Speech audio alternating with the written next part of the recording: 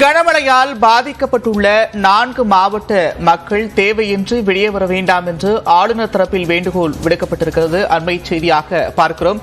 நெருக்கடியான இந்த நேரத்தில் மக்கள் தேவையின்றி வெளியே வருவதை தவிர்க்க வேண்டும் என்று ஆளுநர் தரப்பில் கோரிக்கை விடுக்கப்பட்டிருக்கிறது. இது தொடர்பான கூடுதல் விவரங்களோடு செய்தியாளர் சுபாஷ் இணைப்பில் இருக்கிறார். சுபாஷ், விவரங்கள். வரலாறு காணாத மழை தென் மாவட்டங்களில் தூத்துக்குடி, திருநெல்வேலி, தென்காசி மற்றும் கன்னியாகுமரி மாவட்டங்கள்ல தலைகீழாக புரட்டி போட்டிருக்கிறது. மிக மோசமான பாதிப்புக்கு உள்ளாகி இருக்கக்கூடிய இந்த சூழ்நிலையில் ஆளுநர் RN ரவி அவர்கள் ஆளுநர் மாளிகை சார்பாக ஒரு ட்விட்டர் பதிவை இட்டிருக்கிறார்.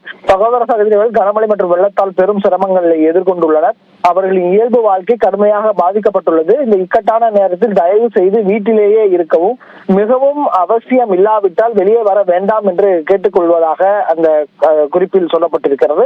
அரசு நிர்வாகத்தால் விடுவிக்கப்படும் அறிவுறுத்தல்களை தயவு செய்து கடைபிடிக்கவும், மத்திய மாநில அரசு துறைகள் இயல்பு நிலையை மீட்டெடுக்கும் பணியில் ஈடுபட்டுள்ளதாகவும், விரைவில் நிலைமை சீரடைய பிரார்த்தனைகள் மற்றும் வாழ்த்துக்கள் என்று ஆளுநர் RN ரவி தனது செய்தியாக ட்விட்டர் பதிவில் வைத்திருக்கிறார். மிகப்பெரிய ஒரு வெள்ள பாதிப்பை தமிழகம் சந்தித்து இருக்கிறது. 2வது முறையாக ஒரே மாதத்தில் சென்னை, திருவள்ளூர், காஞ்சிபுரம், செங்கல்பட்டு ஆகிய இந்த 4 மாவட்டங்களை அடுத்து தற்போது தூத்துக்குடி, திருநெல்வேலி, தென்காசி, கன்னியாகுமரி ஆகிய இந்த 4 மாவட்டங்கள்ல மிக மோசமான ஒரு வெள்ள பாதிப்பை சந்தித்திருக்கக்கூடிய சூழ்நிலையில் ஆளுநர் மக்களுக்கு ஒரு அறிவுறுத்தலை வழங்கியிருக்கிறார். அந்த அறிவுறுத்தலின்படி பொதுமக்கள் யாரும் தேவையில்லாமல் வெளியே வர வேண்டாம் என்று கேட்டுக்கொண்டிருக்கிறார். அரசுகள், அதாவது மத்திய மாநில அரசுகள் இயல்பு நிலையை மீட்டெடுப்பதற்கான பணிகளை முழு வீச்சில் இறங்கியிருப்பதாகவும் தெரிவித்திருக்கிறார். நன்றி சுபாஷ், விரிவான விவரங்களுக்கு.